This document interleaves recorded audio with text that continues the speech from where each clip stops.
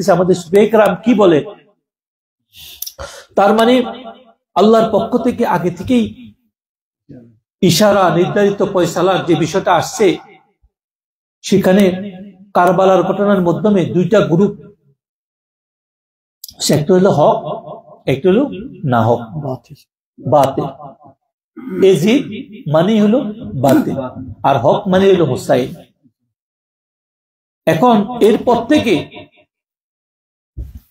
আমরা পৃথিবীতে যত রকমের দেখেন, কারবালার মাঠে যারা অন্য গ্রুপে ছিল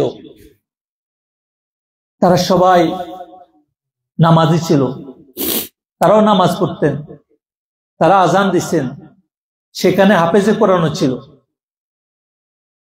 রসুলের সাহাবীদের ছেলেরা ছিল সেখানে,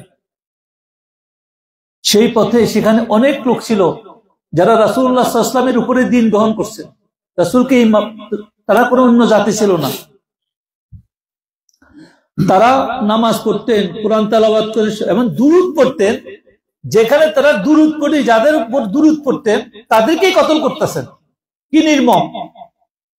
আল্লাহুম্মা সাল্লি আলা মুহাম্মাদিন ওয়া আলা আলি মুহাম্মাদ করতেছেন, আর রাসূলের ওয়া আলা আলি, রাসূলের আহলের উপরে তারা সেখানে কেমন নির্মমতা!